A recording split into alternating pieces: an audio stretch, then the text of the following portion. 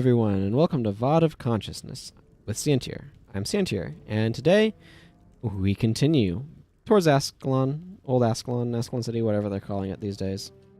But we're in the DA Solo lands right now, and this is what we're going to be traveling through. We've got some char up ahead that we need to take out. I do mostly remember the paths through this place, but it has been a while, so we'll see how the things go, eh?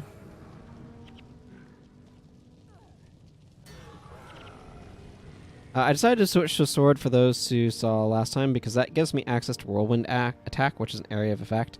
I'm also down to 4 party members. One of the things that they did heavily in Prophecy, they do it in the other games as well, but it's less lengthy in terms of the impact, is they have technically, it's an increasing party size as you make your way through the game. Because we're going backwards, it's a decreasing party size. So, practically speaking, what that means is that in some areas, there's just, your party is smaller. I mean, that's really all that it means, right? Is in some areas your party is smaller. So if we look at it briefly, Yaxben has 6 party members. Everything in Ascalon, this whole region, which you can visit most of it, is 4. It's 2 in Priestering Ascalon, and then through, like, I want to say everything over here and through the desert is 6. And then once you get to Drachner's Forge, it becomes 8 for Drachner's Forge, these areas, and then over here. I think the first 8 is Dragon's Lair. But anyway, that is what my memory is, which may or may not be accurate, but anyway.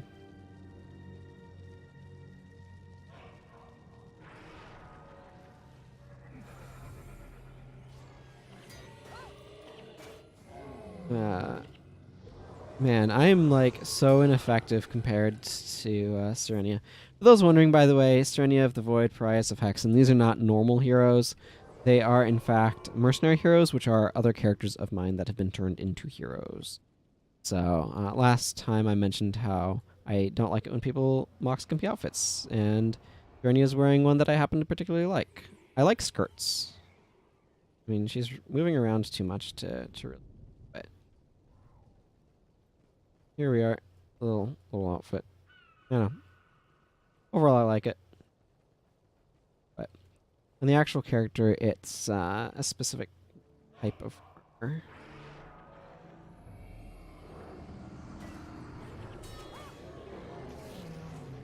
And they just melted. And these guys are getting so low that's like not even worth using attack skills on them. They're so weak. I need to head through here. So I remember all of these very obnoxious gargoyles.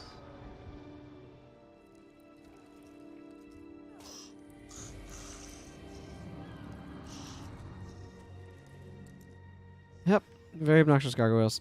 You're not seeing the gargoyles' true levels of obnoxiousness. They have Imagined Burden, which slows you down. But we are so overleveled here, it's ridiculous.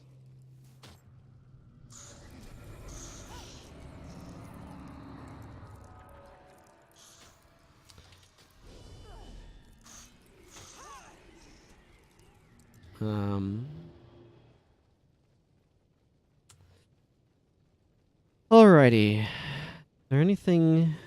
What would be an interesting thing to talk about that's not just strictly, hey, look, here's stuff happening in this game? I know. I have a list. I can consult my list. Oh yeah, I remember something that's on it. Taxes. It's actually something interesting that I've been thinking about lately. Or, I don't know. I've been thinking about lately about taxes and kind of... Because the goal of taxes, of course, is to fund the government so that they can do stuff for the public good. But that's not what I was specifically thinking about with regards to this topic of taxation, but rather what's taxed. Because it's struck me... Is this the right way? I mean, it's not the right way? But it's something that's struck me that I kind of feel like taxing anything other than income is weird. So a lot of the things that are taxed, like I live in Washington State where we don't have a state income tax. So the state makes most of its money off of random taxes on things like sales tax and gasoline tax and car tab taxes and stuff like that. Man, that skill would be a lot better if it activated right away. Spotless Soul right here loses a condition, but it doesn't start right away. It starts after a moment.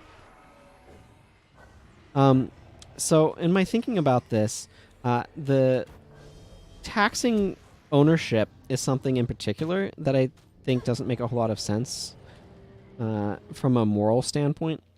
So taxing ownership is basically saying, hey, you own this thing, therefore I'm going to estimate its value, and then a percentage of that you're going to pay to me as tax. So this is commonly seen as the just raw property tax, or straightforward property tax of you own a piece of property, we're going to tax you for this, based on the value that we assess it to have. And the idea behind that is it's a way of assessing worth and stuff like that. But the problem that I have with it is it's not a source of income. So like in this area, in the sort of near Seattle-ish area that I live in, Washington State, as in many other large cities, although quite aggressively so, the value of land has been going up pretty astronomically. Housing is super expensive, and there's been a huge amount of appreciation on homes. So the question then is, with that being the case, suddenly people can no longer afford to live in the homes that they own because the property tax that they owe to the government is too high. And there's not anything that they can really do about that fact. I mean, it is what it is, right? And so they have to sell and move to somewhere where the property tax is lower and they can afford it. And I mean, you can make the argument, well, they're making a handsome amount of money from it, but what if they didn't want to move? You're forcing them to move because of the cost of property tax. Now, I've heard that there are plans to, if not already in place, plans to add stuff to help reduce cost to people on fixed income, which I think is good. But the idea is owning land in and of itself doesn't generate you money, right? Like it's doing something with that land and then like renting it off, that would be income. Growing crops and selling them, that's income, right? You're making income off of your land, but the land itself isn't providing you direct monetary value. It's indirect through transactions and other things that you might be doing with it. And taxing it is just saying ignores how much income somebody might have.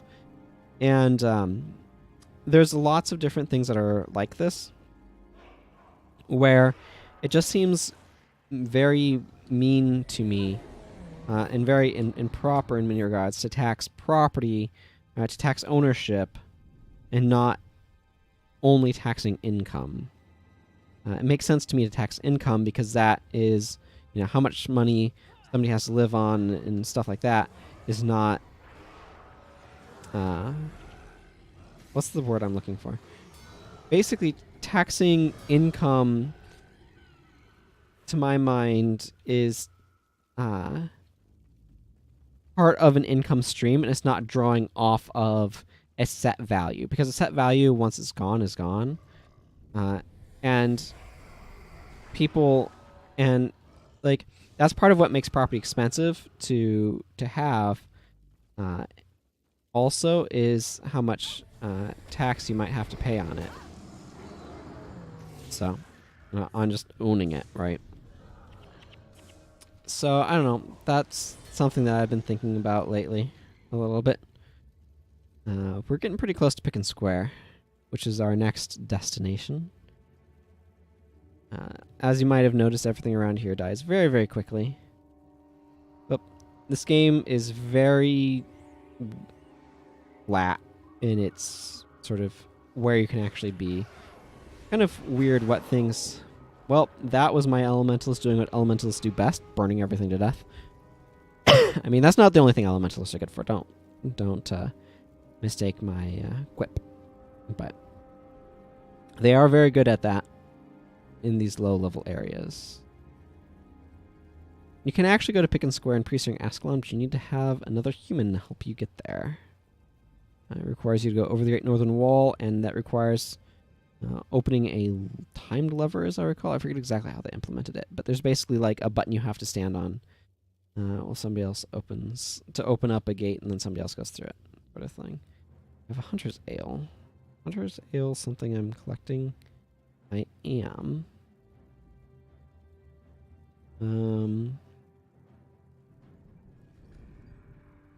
So we're getting fairly close at this point to actually making it. This stuff is so low level that I'm only going to bother to identify blues, and even then they're probably not getting any value.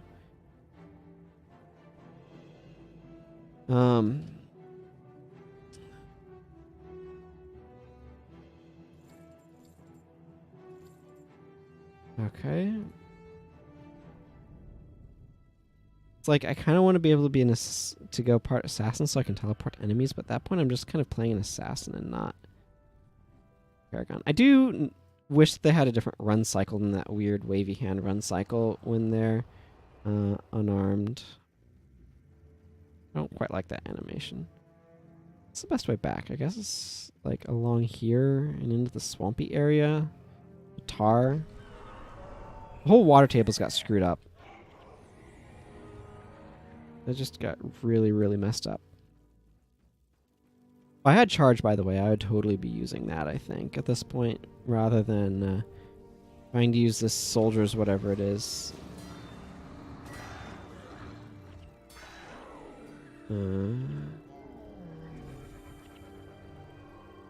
It would work better. Be more effective. Need to go down this way.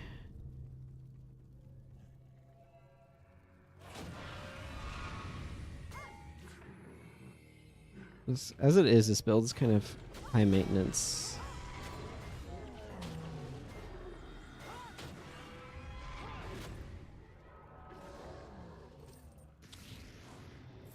Okay. I'm wearing out my voice a little bit. Recorded a rambler before I started doing these, and I don't know. We'll see how it turned out. I need to edit it still. Not terribly long, but kind of, I don't know, maybe talked about a little bit more than it needed to have in it, just trying to make it feel lengthy enough. It's one of those weird things where it's like, what's supposed to be the appropriate length for this sort of thing, right? And it's like, well, I don't really know how to sort of determine what length people would accept or prefer. Like, I try to keep them between 10 and 20 minutes, but with the 7 Deadly Sins series that I'm doing at the start of each month, I've done enough prep work on it to kind of figure out what I want to say. Just, I needed to for some of them, that I kind of feel like some of it, so that results in being a little short. And I'm hoping that people don't mind that too much. Frenzy is one of those skills that's, technically it's really good in PvP because of something called stance canceling.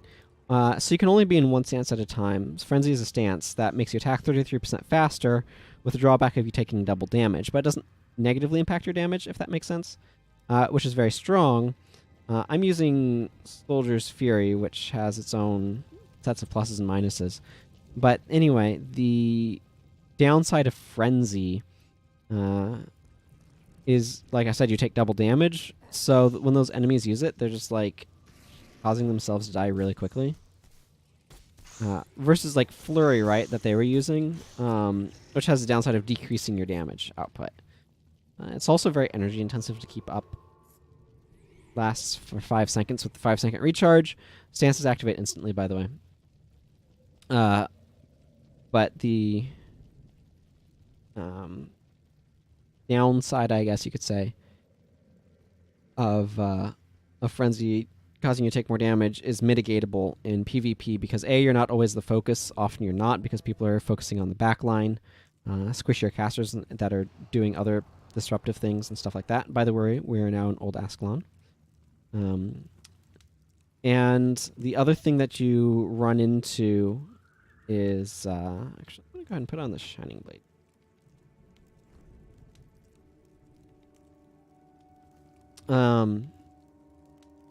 Where was I? The other thing that you run into with Frenzy is that you're able to stance cancel it with something like Sprint, which is a run faster buff, kind of like this. Soldier Speed. So that's a popular way of mitigating the downside of Frenzy. It works better in PvP than it does in PvE, where those tends to be a lot more incidental damage, things like that. Anyway, I'm going to go ahead and sign off here. So until next time, everyone, take care. Bye-bye.